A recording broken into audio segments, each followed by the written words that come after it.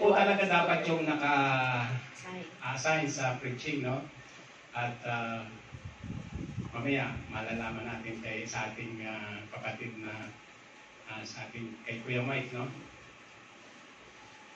Kasi instead na ako po yung magpipreach, si Kuya Mike po yung magpipreach ngayon, no?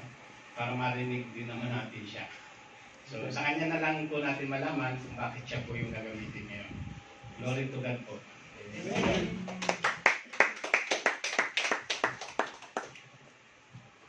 Amen. Salamat po, Pastor Eli. God is good all the time. And all the time, God is good. God is good. Amen po.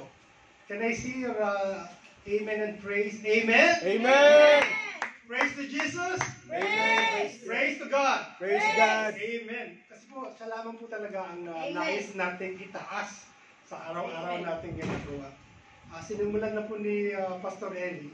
Kaya po ako nandito ngayon, ay hindi lang po dahil, I believe that everything happens for a reason. Totoo po ba? Amen. Amen. Lahat po na nangyayari sa buhay natin, lahat po. Lalo na pag tumanggap ka na po sa Panginoon, we know who is in control. Amen. And it's only our Lord God. Amen. Amen. Nabibilang na po ang aking mga araw. Hindi po sa aking buhay, hindi po sa Jeddah. Amen. At siguro po mga isang linggo, 2 linggo na lang po ako. At mas pinagpala po ako na magagamit po siguro sa ating bansang Pilipinas ulit. But I'm not here to discuss ang aking pong sarili. I'm here to lift up the Lord of God. Amen. Amen. Amen. Hallelujah. Amen. So makikita po natin, ang pinamagatan ko po ang ating excerpt po ngayon is about retrospection. Napakabuti po ng ating pong panimula sa buhay po ni Ate Cha. Sabi ni Ate Cha sa statement of faith, is about our Holy Gospel. That the Gospel has the Old Testament and has a New Testament. At wala pong isang salita ng ating Panginoon ang mababalik sa mga salita na binitiwan niya both in the New and the Old Testament. So ngayon po pag-aralin natin siya na parehas. So pinamagatan po natin retrospection. Ano po ba yung retrospection? A retrospection is something na, alam mo po yung magbabalik tanaw ka. Magbalik tanaw tayo. Nung tinanong po ako ni Pastor, sabi, ako daw pong mag-expert, tinanong ko din, ano po ang topic po ba yung Great Commission? At binigyan niya po ako ng laya na kahit anong topic. So, sabi ko, let the leading of the Holy Spirit, i-lead ako kung anong topic ang may bibigay ko. Kasi minsan lang po ito. So gagamitin ko na po ito ng buong buo for His glory. Amen? Can I hear amen? Amen. Amen. Dapat po, ibigay po natin ang ating tenga, ibigay natin ang ating puso para mas maintindihan po natin. And the only prayer na gusto kong sabihin ngayon, since hindi na po ako magpe-pray, kasi nag-pray na po si Pastor Chano Umpisa.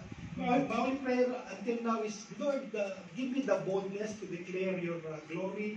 Give me the boldness, Lord, na ibigay po ang tunay na pagsamba, pagkilala sa iyo, Panginoon. And allow all na nakikinig sa akin ngayon at maging ang iyong lingkod, Panginoon, magkaroon po ng anointing of the Holy Spirit na ang tanging salita mo lamang ang aking maririnig, Panginoon. In Jesus' name we pray. Amen!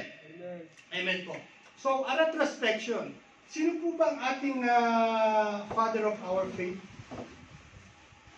Sino po ang father of our faith? Si Abraham. Sinabi po dyan, si Abraham po is the father of our faith. So, makikita natin dito sa Galatians 3 verse 6. So, Abraham believed God and it was credited to him as righteousness.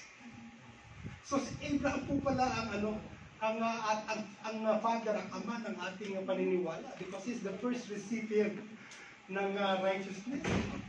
And it's God's blessing for Abraham is so abundant and every one of us is included in the promise of blessing. Amen. Amen.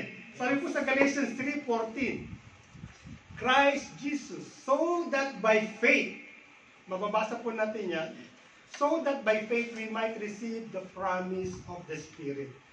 So it's not only Abraham was given righteousness noon pa man. Ibig sabihin, ikaw, ako, tayong lahat. nag-declare na pala tayo as righteous through our faith with Lord Jesus sa pamamagitan po ng promise ng Panginoon kay Abraham. Inote po natin dito na the blessing of Abraham might come upon Gentiles. Kasi sino po ang mga Gentiles? Tayo. Tayo po. Kaya nakakita po sa picture, meron po picture ni Abraham at may mga Gentiles. Because the Jews, sila po yung unang pinagpala po ng Panginoon as a holy nation.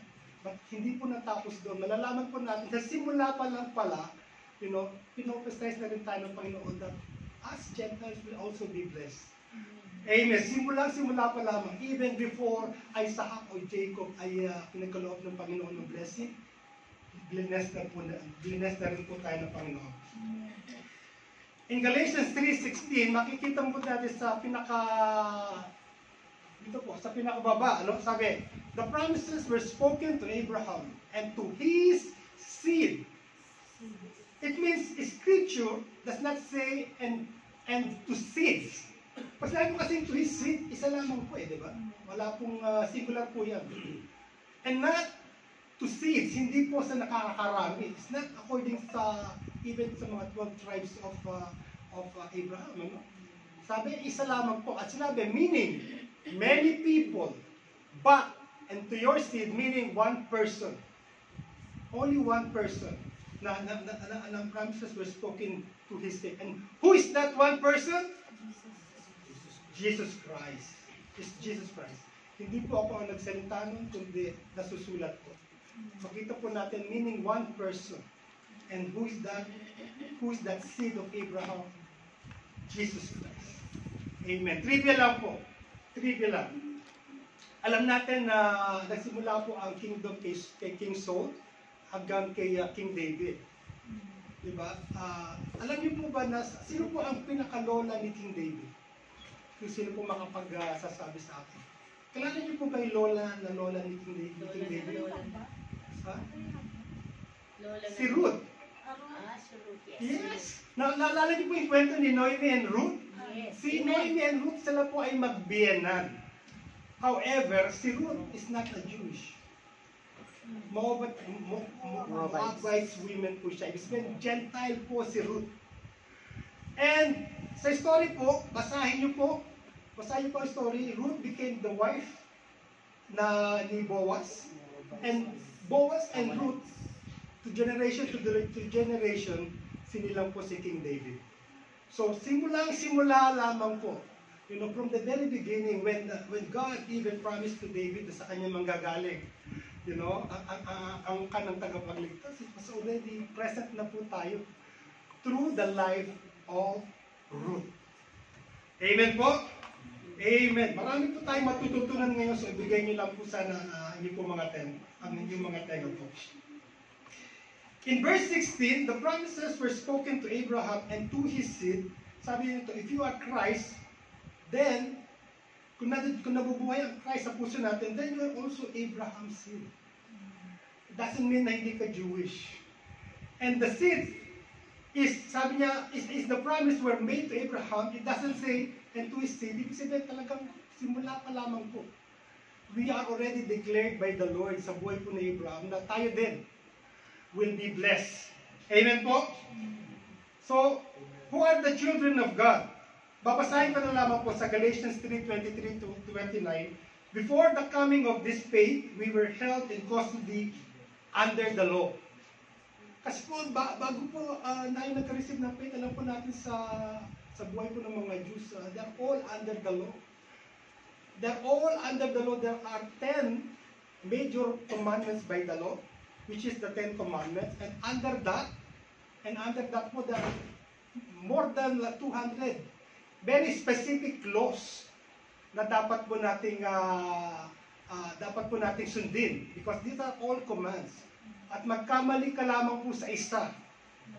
Magkamali ka lamang po sa iba, you will never be found righteous po sa mata ng ating Ama. So sabi po sa Galatians 3:24, so the law was our guardian.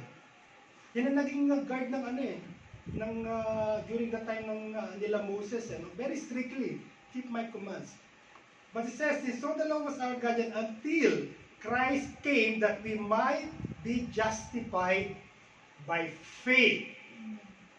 By faith. So if we have the same faith with Christ, we are also justified the same way that Abraham was justified and was found righteous in the eyes of the Lord.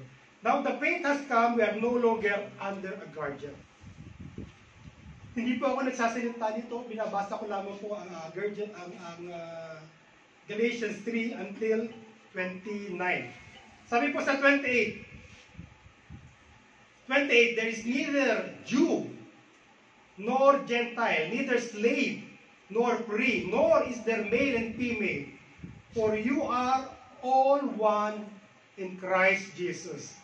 Palakpakan po natin ang ating Diyos na buhay po, Jesus Christ, because He make us one. Wala na pong Jews, wala nang Gentiles, walang mahirap, walang mayaman, wala pong mudira, wala po rin, di ba? Kanina nga po, ang ating pastora, si Claudette, nakita ko naghuhugas ng pinggan, nag-check up ng mga, you know, makikita mo po dito yung ano talaga God is only looking for a faithful servant of the Lord. A faithful servant of the Lord. It doesn't mean you are Jew, so what? Pastor ka or maliit ka manggagawa, you know. He's looking our heart. He's looking in our faith. So basahin po natin ang Galatians 3. Iano ko po sa inyo, encourage ko po kayo, under faith or works of the law and the law and the promise. Makikita po natin, who knows the fruit of the Holy Spirit? Palagi natin sinasabi yan. What are the fruits of the Holy Spirit? Love, joy, peace, self-control, goodness, faithfulness, you know, forbearance. Makikita po natin, sabi, all of this, against such thing, there is no law. Kung nandun po ang ating Holy Spirit sa atin. Because it's the Holy Spirit who will truly guide us. Unfortunately po, parang nahihirapan po tayo minsan makita itong mga fruits of the Holy Spirit sa mga Israelites. Ano? Parang meron silang gift of the Holy Spirit because they prophesize. You know, they can even prophesy. At silang gifts ng Holy Spirit. Kung mapapansin niyo po, si King Saul was also anointed by the Lord. Ang dami niyang gift. And one gift of King Saul, the first ever king ng Israel, one gift niya is to prophesy. He's even joining the prophets and he can speak in tongues. But otherwise, alam na din po natin ang buhay ni King Saul. Ano? At the end, our Lord Almighty rejected him as a king. So, kaya po sabi ko, retrospection, babalikan po natin yung mga nangyari po. At mangyayari, no? At nangyari. In the parable of the great banquet, may parable po sa great banquet, everybody was called in the house of God. You know? At ang great banquet na yun is actually the kingdom of the Lord. And the metaphor suggests the speaker on the table, in-invite niya ang mga Jewish nation, come to the banquet. However, even though the kingdom was prepared for them, walang dumating. Lahat nagkaroon ng excuse. Siguro na pag-aralan natin ito before Diba? Wala na isa ma. So, what did the Lord do? He told us, yung mga tagalabas. You know, ang mga tagalabas, ang pinapasok niya. And at mga tagalabas na po yun, ay tayo po yun. So it was such a blessing, you know, it was such a blessing. Ganoon naman po kung sino po ang naglalaro ng sports dito? Sino po naglalaro ng sports? Amen. Di ba tayo lahat Di ba pag naagawan ka ng bola, puntos na kalaban? So every mistake we do, other gains for it. And this is really what happens. You know, because yung mga Israel po rejected yung kingdom of the Lord. It was us actually who was blessed more. Even it says in John 1:11, pag sinabi niyo po sa John 1:11, He came to that which His own, but His own did not receive Him. To the Gentiles, the blessing of the kingdom are available to all who will come to Christ by faith. Amen. Kaya po kung narinig niyo po ito ngayon, hindi po aksidente na nandito po kayo. Because our Lord God wants you to hear His word. Wants you to have that faith na kailangan niyo pong marinig. Dati po sinasabi natin, pag nakakarinig po ako ng mga sermon po, na sabi, we are the new Israelites. Sabi, we are the Levites. You know, sabi ko, okay na po akong Gentiles. Yeah, true. Okay na po akong Gentile. Bakit okay na po akong Gentile? In the 1 Corinthians 7, verse 17 to 20, it says here, nevertheless, each person should live as a believer in whatever situation the Lord has assigned to him, just as God has called them. Babasahin ko na lang po yung huli. Each person should remain in the situation they were in when God called them. Hindi naman po ako pinanganak na Jewish, pinanganak po akong Gentiles. So, I'd rather to stay as Gentile as I am. And I believe I'm also blessed equally through my faith na itinuro po sa atin ni Abraham by his seed. Because once you have the faith of Christ, you're also Abraham children. Amen. Amen. Basahin po natin yung mga bold letter. 1, 2, 3. Each person should remain in the situation they were in when God called them. Alam niyo po ba, during that time, and this is true, it happens before, sa New Testament na po, nagtatalo po sila, kailangan po ba ng circumcision o hindi? Kasi ang circumcision, di ba, it is a law commanded by the Lord as well in the Old Testament. And circumcision, pag sinabi na circumcision, physical circumcision, if you are not physically circumcised before, hindi ka pala pwedeng sumamba. Kaya inaano to niya you will be out. You will be out. So ang dami pong load Diba? Buti na lang, even ka, sino pa una-una na circumcised as a covenant by the Lord? It was also Abraham. No, when he was, nalaman natin yan kay Pastor Cha, when he was 99 years old. Diba? So, kung yung mga hindi pa po dito tuloy, swerte po natin, baka pagsimba po tayo. Kasi, hindi na po, lalo po tayo sa time. Lalo po tayo sa time na kailangan na we have to follow it very strictly po. We need to circumcise our heart. Oh, yeah. Ang heart natin, circumcise. Yeah, but ang pagtutuli po, like what Pastor Oscar is saying now, it also symbolizes, hindi po ang physical na pagtutuli. You know, it symbolizes also kailangan may transformation ang heart natin. Ang heart natin. But nevertheless, you know po, sa simbahan naman po kasi, they will not look on your heart. They can see kung tulig. They will not show for it. So it's the same pattern. So kailangan po na medyo laliman po natin ang ating pong pananampalataya. When we say we circumcise, sabihin na lang natin na dapat pala na-circumcise ako sa heart ko. Not physically, that is. Ito po ang parati natin tinuturo. Romans 1 verse 16. I am not ashamed. Can we read it all? Romans 1 verse 16. For I am not ashamed of the gospel, because it is the power of God that brings salvation to everyone who believes. First to the Jew, then to the Gentiles. New Testament na po tayo. And still, you know, ina-apply pa rin po ang mga Gentile. What was said in the Old Testament, ina-apply first to the Jew, then to the Gentile. No? Kasi po, pag hindi niyo po i-claim na I'm a Gentile, I'm a children of God, hindi po tayo ampon. Hindi po tayo second priority na it was the only Jews. You know, we are equally children of God. We are not second-class citizen. We are not second-class citizen. Dapat po ang mindset po natin is about sonship of the Lord. We are never being second citizen. Kasi po, alam niyo po, ang mga, pagpapasinin po natin, real talk po tayo. Pagpapasinin mo, yung mga ampun po talaga, pag nalaman nilang ampun sila, nagre-rebellious yun. Right? Nag-iiba ang mindset nila. But sa kaharian po ng Diyos, wala pong ampun. Lahat po tayo are equally beautiful. Sabihin mo nga sa katabi mo, ang ganda mo. You are beautiful. You are beautiful. Because we are all made under the image of God. Diba? You are beautiful. Ito tayo, diba? And we should claim it. Because you know what? That's the power of our mind as well. What you claim, what you think, you will become.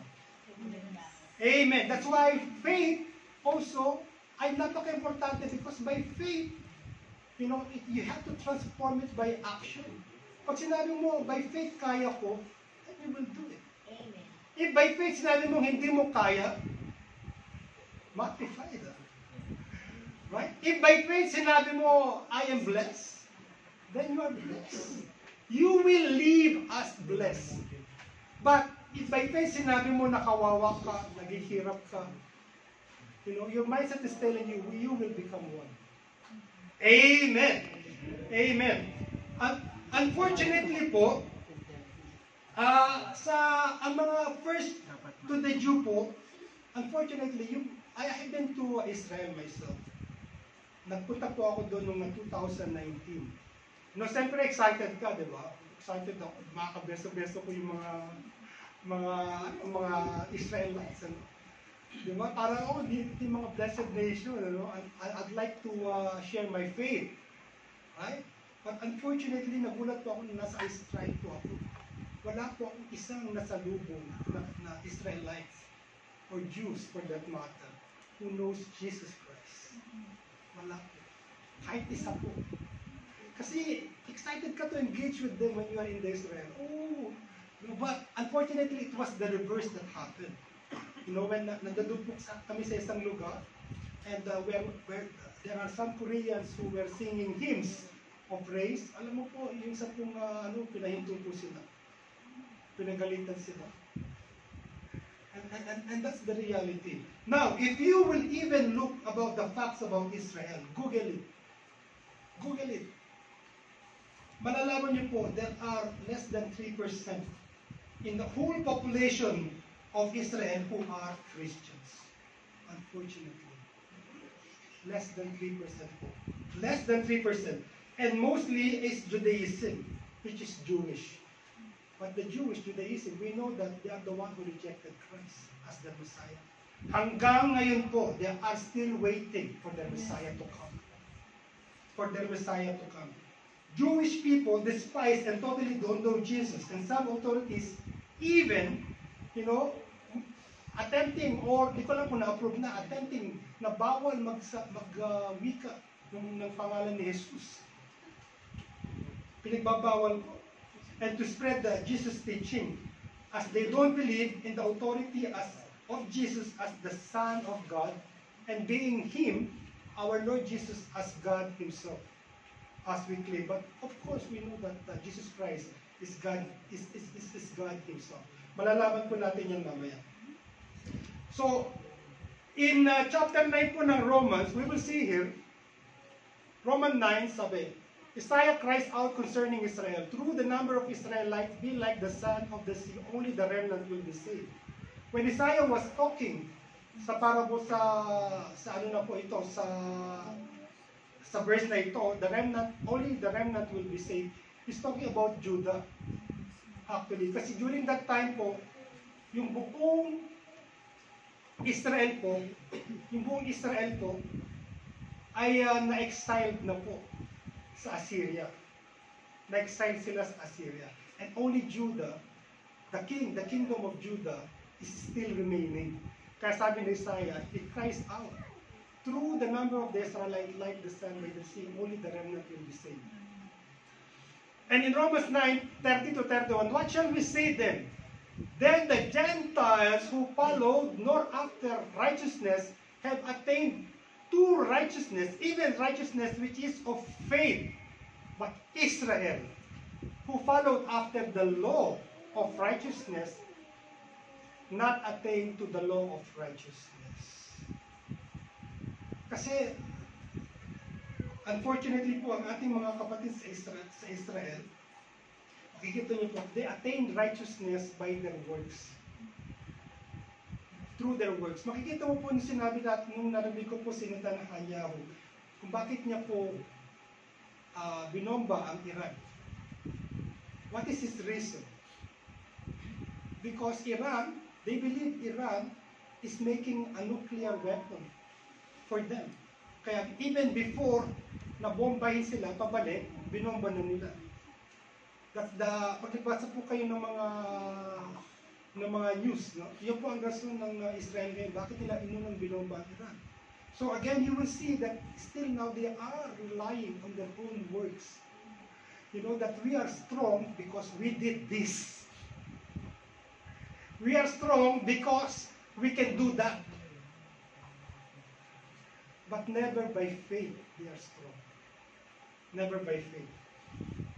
So makikita mo natin dito, the first thing Paul did in Romans 9, what is to make it clear that the vast majority ng mga Jewish people were in unbelief.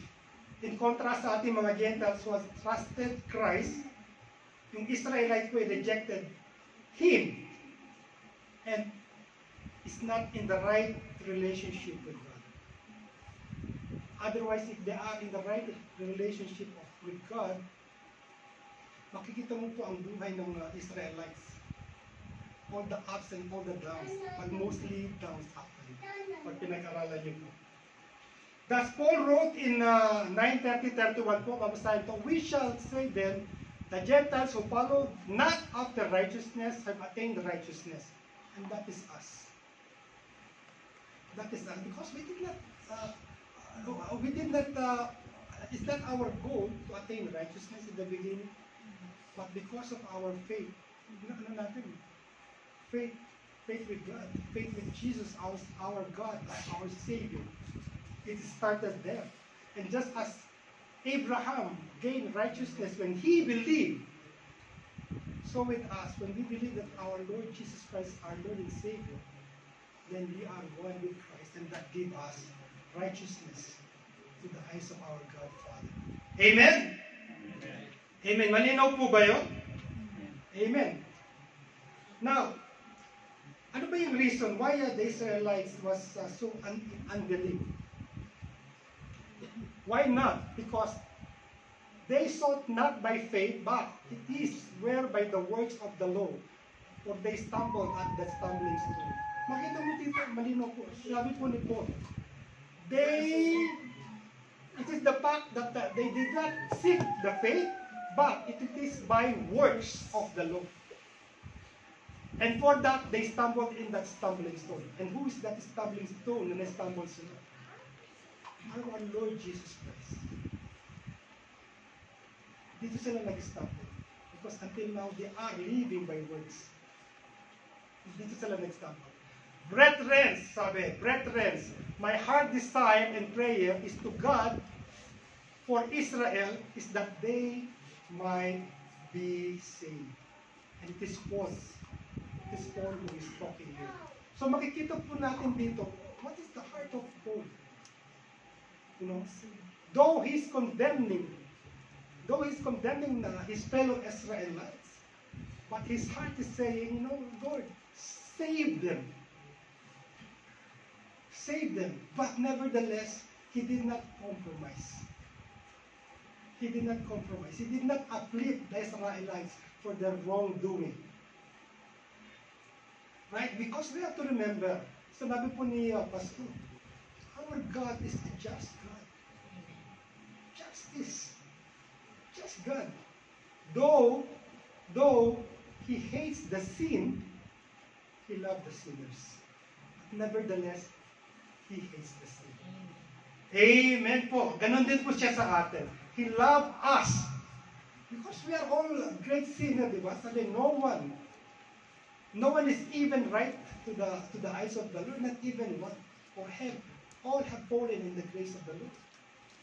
But because God loved us, and sinabi sa John 3:16, for God loved us, He gave His only begotten Son, whoever believes shall not perish, but have eternal life.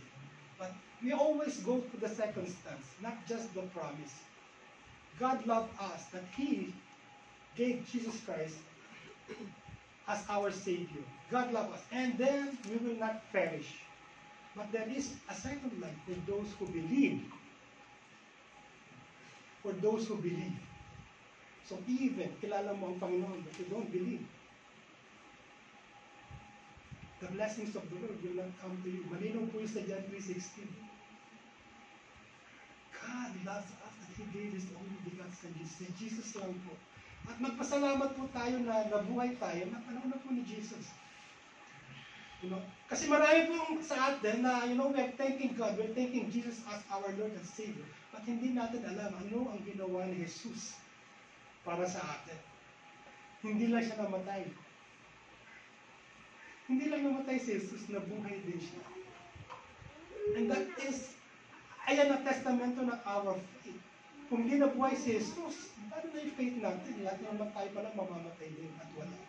But because Jesus died for your sin and He became sin, He became sin for you and me. Because our Lord God is a pure God, wala pong makakapunta sa Panginoon na makasalanan, kahit na isa lang. And what even the Bible said about this law of Moses, sabi ng Bible na it was created to remind the people that they are sinners. That they are sinners. But that law could not save any man. Kaya niya pinadala ang Panginoon who gave His blood, because only the blood of Jesus is the perfect atonement para sa ating kasalanan. Kaya nga po nung araw, di ba, kailangan pag nagkasala ka, and there's so many different types of offering of sin. May guilt pa, may sin offering pa. Di ba? At kailangan mong pumatay ng pinakamagandang tupa. Mag-alay ng blood, mag-sprinkle, and all that thing. Para, nung panahon na yun, para mapatawad ang ating kasalanan. But because of the blood of our Lord Jesus Christ is so pure, is the perfect atonement for our God Father. Parang Passover niya pag nakita ng ating God Father, yung blood of Christ is with us, that we accepted our Lord and Savior, si Jesus Christ. Then He no longer don't see our sin, but He see Jesus Christ in us. Amen? Amen. Kaya napaka-importante po ng pagkamatay ni Jesus, because only the blood of Jesus is the perfect atonement po para sa atin. Siya lamang po talaga ang perfect blood. At wala na po makakasagip sa atin. It's even mentioned, there's only one man between mediator, between the Father and the human. And His name is Jesus. Malinaw po sa atin, it's only Jesus. Amen. So we have to glorify Jesus as our Lord and Savior. Siya lamang po. Now, the reason for Israel unbelief was in full declaration in 32. Nung sinabi sa 32, because they work not by faith, but by will. Amen. Amen. Even when you're giving the tithes, for example, and then you command the tithes as your word, God doesn't need that tithe. Because God owns everything. God owns everything po. So, it should be by your heart that you are a cheerful giver. A cheerful giver, kasi you will not be saved by any words. If by any words you are saying you are good, then you're not. Then you are not. The false salvation of Israel, actually it was a burden, but in spite of that, makikita natin, sa Romans 10 verse 1, sinabi niya, brethren, my heart desire in prayer is to God for Israel that they might be saved. Sana ganun din po ang natin, ang treatment natin sa mga Israelites, sa mga ating kapatid na Israelites. Don't glorify them. Sometimes nag-glorify natin, I stand with Israel. You don't even know ano ang angkan ng Israel. What is the history of Israel? You don't even know that Israel had two kingdoms. There is a north and there is south Israel. Right?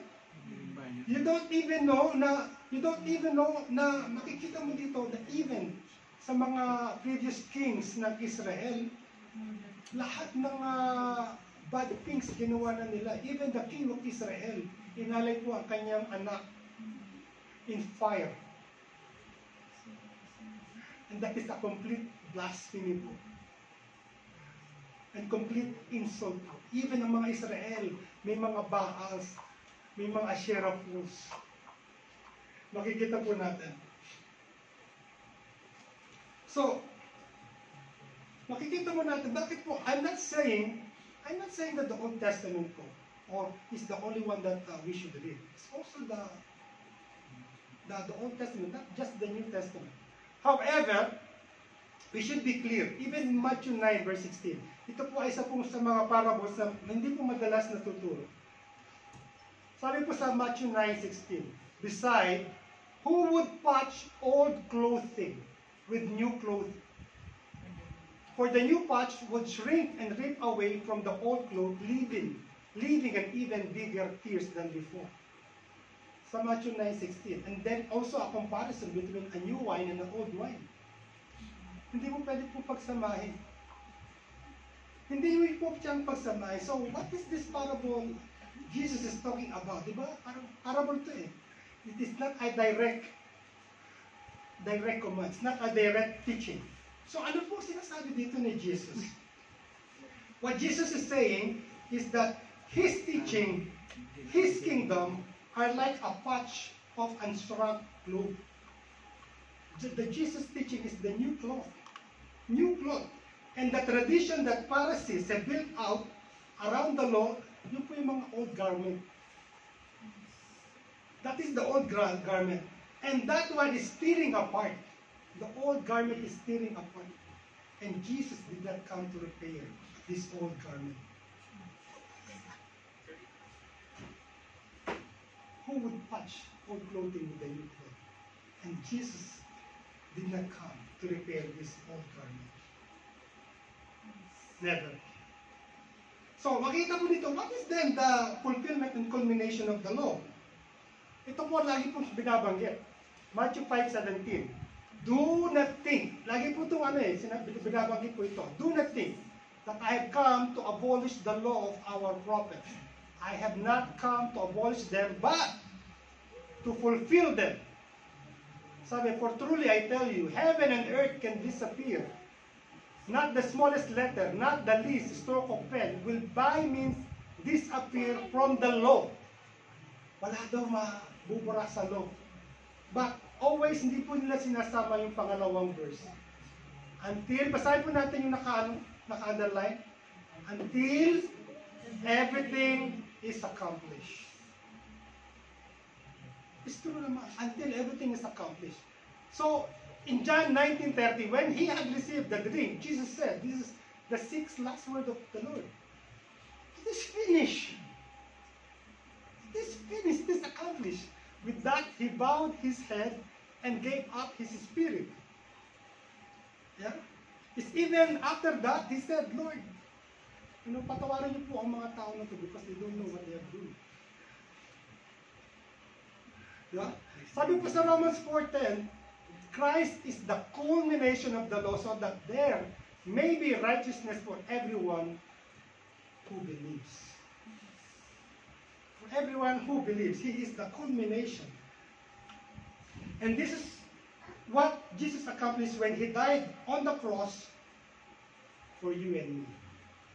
Amen. Amen. Amen. So, if you will remember in Galatians 3:6, Abraham believed God and it was credited to him as righteousness. So every one of us who believe also that Jesus died for you on that cross and became sin for you, then we are also called as children of God, and we were given His righteousness na binigay din po katulad po kay Abraham. Amen. Amen.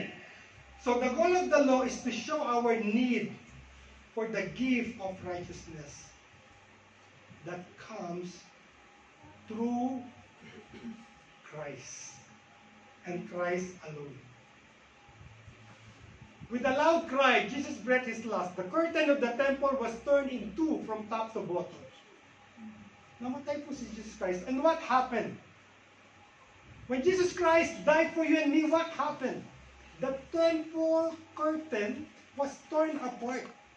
You know what is this temple curtain? Ito po yung mga Jews na totally na sila ang mga Pharisees, yung mga high priest lamang po ang pwede pong pumasok. They are the only one who's allowed to go to this temple. Katulad po, most likely like sa Maka po, yung cover. Nobody's allowed to enter on this temple. You know, but when Jesus Christ died, this is what happened. The curtain of the temple was torn in two forms, from top to bottom. And what does it? What it symbolizes for us? It symbolizes for us that you and me now can go directly to God. It's open. It's open. If you will read even in the Bible, those who are really believer of God, they are kumbaga royal priests. We are all royal priests. We are all believer of God. Amen. And this is not being mentioned, especially in the Catholics. Why? Di mawawala na sila ng trabaho kung royal priest para tayo lahat. Right? Yeah, but again and again, you know, I believe like what Pastor Chuck, he said when he said in the very beginning about the Holy Bible, that it has the power, to give us knowledge, to set us in the truth, and to give us freedom. Because knowledge is freedom po. Kung wala po tayong knowledge, tapos pakinig lang kayo ng pakinig, baka ano na rin po tayo lahat. Nasa, ano na tayo ni Pastor Tibuloy. Baka dumadala na din tayo sa kanya. You know, if we don't have, kumbaga, that desire in our heart, you know, to really study the book of our Lord, the Gospel.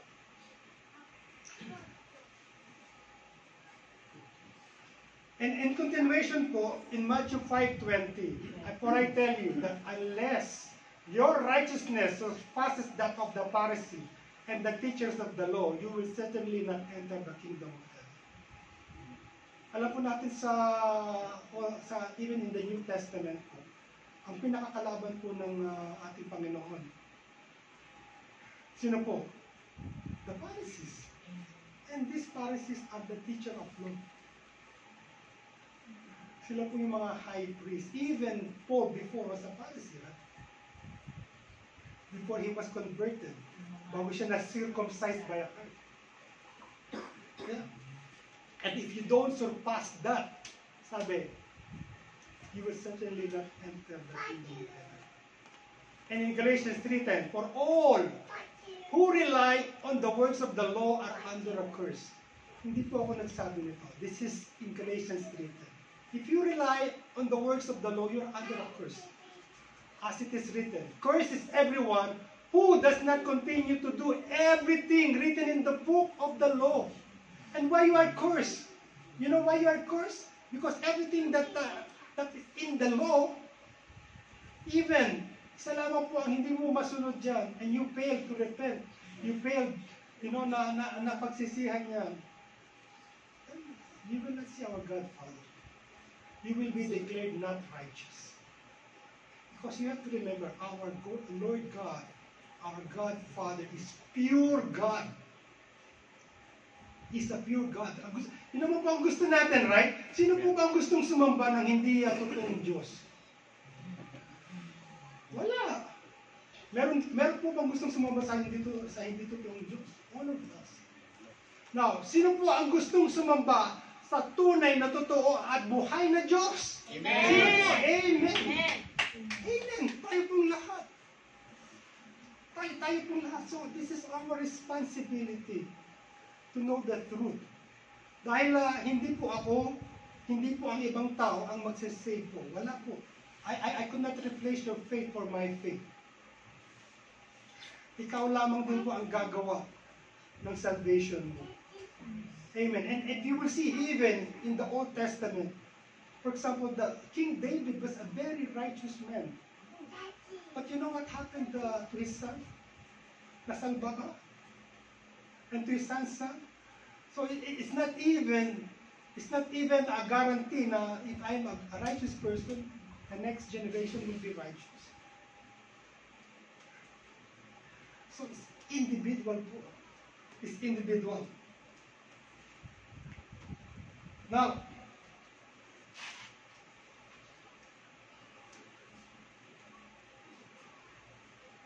let's go now to the Gentile. And that's actually the part 2. Now, let's talk about this. Ikaw at ako. Because tayo ang mga Gentile. Sabi po sa Romans 6:14, for sin shall no longer be your master, because you are not under the law, but under grace. Amen. It's a grace. And it's free. Libre po ang grace, ang salvation na pinapagkaloob sa atin ng Panginoon. And Ephesians 2:8-9 said, for by grace you have been saved through faith, and this is not from yours. It is the gift of God. It's not from works, so no one may boast. Lagi po natin sinasabi yan. You know, when I did not give myself fully to Jesus before, sumusulat po ako ng sa wall. Oy, ano yan ha? Tinulungan ko yung matanda.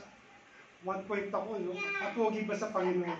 Oy, tinulungan ko to, pinakain ko, 1 point.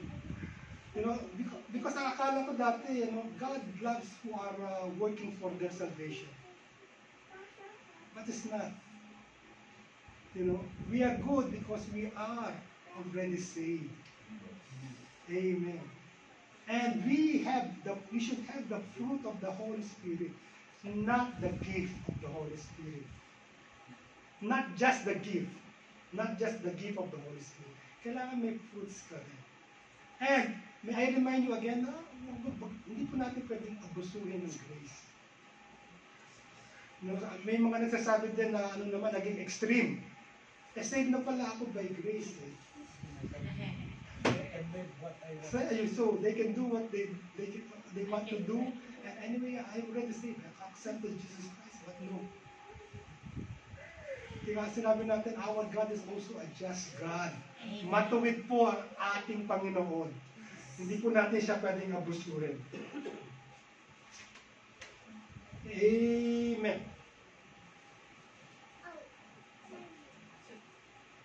So what is the authority of Jesus? Very truly, I tell you, whoever hears my word and believes Him who sent me has eternal life and will not be judged, but has crossed over from death to life. Makikita po natin ito, in the New Testament, Jesus was sent to change our relationship with our Father, with our God Father. How? By sacrificing Himself on the cross, and that sacrifice gave us access to have a relationship with our God Father. And because of that, we are no longer under the law. The law is no longer needed because makikita natin through Jesus' life, He shows the people nature of this relationship. Ito po kailangan nating relationship because hindi na po tayo, nobody can be saved by his own word. Kahit ano pong galing nyo, kahit ano pong pilit nyo, nobody. Because isa lamang po ang tunay na magaling. Amen. Amen. Ito po ang ating Panginoong Diyos. Ito po ang ating Panginoon. Ito ang ating Panginoong Jesus who gave His only life and who became sin for you and me, that there will be remission of our sin. And that is the very purpose why Jesus Christ died for you. And because of that, we have crossed over from death to life. Amen? Can I hear amen on that? Amen. Amen. Amen. Grace means that God's love forgives and saves, bless us not because of who we are, but rather because of the work of Christ did on that cross, and not by our own works. Amen. So, kung may papupurihin ka din man lang dito, sa lahat ng magagandang nangyayari sa buhay natin, purihin na natin ang Panginoon. Amen. Because in actuality, whatever happening, we always say, God is the one who is in control. And that is God promised us. If He promised before, kay Jacob, kay Joshua, kay Isaac, that I will never leave you, nor forsake you. It's the same God who's promising us today. You know, kumbaga ano lang, kalma ka lang. Sabi sa Exodus, be still. Yung salitang kalma pala nanggaling pa sa Exodus. Kalma lang, be still. Right? Because the battle is to the Lord. And I will deliver you out from the hands of your enemies. So makikita natin yung mga salita pala, kalma lang. Sabi mo nga sa katabi mo, kalma lang. Hindi pinangako ni naman, kundi pinangako ng Panginoon yan sa buhay ng bawat isa sa atin na naniniwala sa Kanya. Amen. Dahil pag naniniwala kay Kristo, there is peace. There is peace. Amen po. Now, Jesus justified these changes through revealing His true authority and by calling Himself God. And that God is His Father. And He was equal to God, and that angered the religious Jews before. You know, who's this? Carpentero lang to. Why is saying He's God? And He's God, Father, Son. No? But what happened? It gave us a deeper relationship with the Father and the Son. Nakita natin dito ang deep relationship of the Father and the Son. For Jesus is telling us that the Father and Son are united in love. Katulad po ng sinabi ni Pastor Oscar kanina. Our Father and the Son, Jesus Christ, are united in love. And the work Jesus does perfectly reflects the will of His Father. Wala pong ginawa si Jesus na hindi po sinang-ayunan ng ating Ama. And this relationship will reveal us to that Jesus is the only one who has the authority to give us eternal life. Amen. Only Him. Only Him. Only Jesus. So when we hear God's word, it's not enough. You're hearing God's word today. But you have also to believe. Right? Because for those who believe shall not perish. So hindi natapos. Shall not perish. You have to also believe that we have access to a relationship that will last forever. Amen? Amen. Amen. Palakpakan po natin ang ating buhay na Diyos. Kristo lamang po makapagbibigay niyan. So let us read the testimony of Joshua. Ito po madalas po sinasabi, but hindi po tinatapos. In the conclusion, lagi po natin naririnig, but as for me and my household, we will serve the Lord. Right? Ilang beses na nating napakinggan ito. But as for me and my household, we will serve the Lord. Which is very good thing to say, even from us, sa ating household. Kung meron tayong struggle, kung in our family is being persecuted. But for me and my household, we will serve the Lord. But let us read after. Ano pa po ba sinabi ni Joshua? In 24:18b, sabi po ng mga Israelites, we too, kami din, we will serve the Lord because He is our God. Sinabi ito ng mga Israelites after Joshua said that. But what did Joshua said in 19? Joshua said to the people, you are not able to serve the Lord. He is holy God. He is a jealous God. Amen. Amen. And He will not forgive your rebellion and your sins. This prophetic word of Joshua was not even mentioned anytime. I don't even hear it once na sinabi po ng Hosea.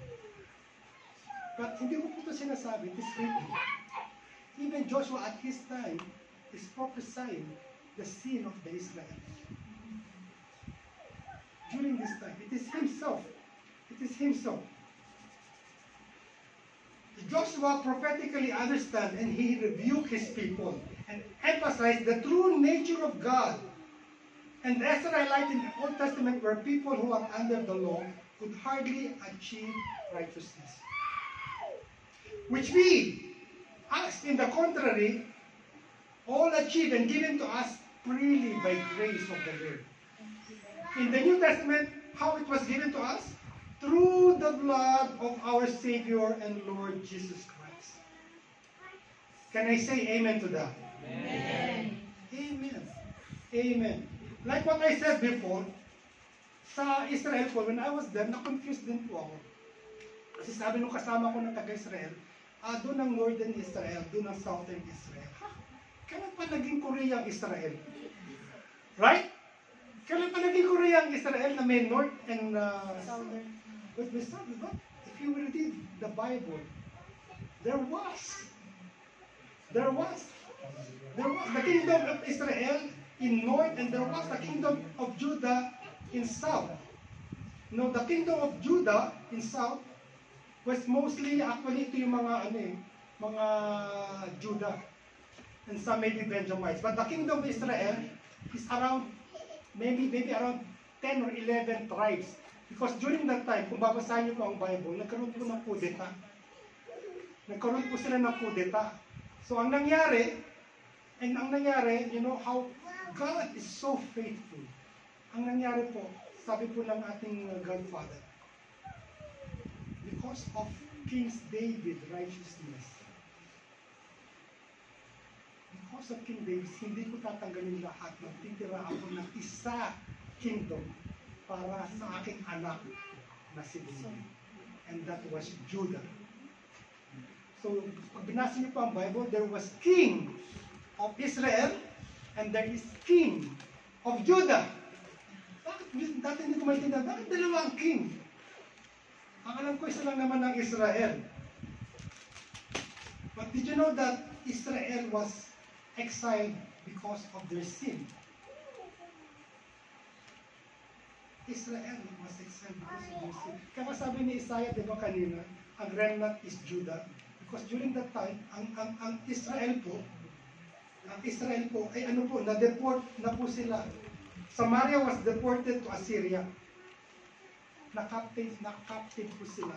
And they were deported to Assyria. And who is Assyria now? Ang Assyria po is the Iraq, the Kuwait, and Syria and the Turkey. And that is because of their sin. God allows all the Israelites to be deported. Na-deport sila. And what happened? The king of Judah was also deported in Babylon under the rule of King Nebuchadnezzar. And what is Babylon today? It's actually Iraq. It's actually Iraq. So makikita nyo po, this is the beauty of when you're reading the Bible. When you're reading the Bible, you know, parang na-educate ka kung bakit nangyari ang mga nangyayari ngayon. Amen. And how the history is going so smoothly without flaws. So accurately in geographic. Wala pa namang geography before. Wala pa namang technology before. Who will say there is Iraq here, there is Iran here, there is Turkey here, there is the Jordan Sea. Wala pa po. But you see how accurate, even 2,000 of years it has written, it's so accurate until now.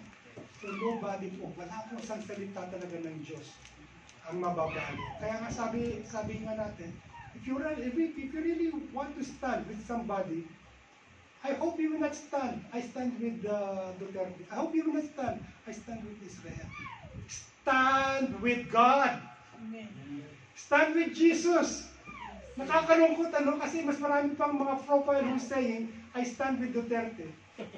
Right? Marami pang nakaka-stand na sabi, I stand with Israel. But how many of us have that profile? I stand with God. I stand with Jesus. Yes. Amen. This is the part sad po. Amen. Palakpakan po natin ang ating buhay na Diyos. You know? And why God allowed this to happen to Israel? Pag binasa po natin ang 2 King, 2 Kings 17 verse 7. I will just read it to you. All this took place because the Israelites had sinned against the Lord their God, who had brought them out of Egypt from under the power of Pharaoh king. And they worship other gods.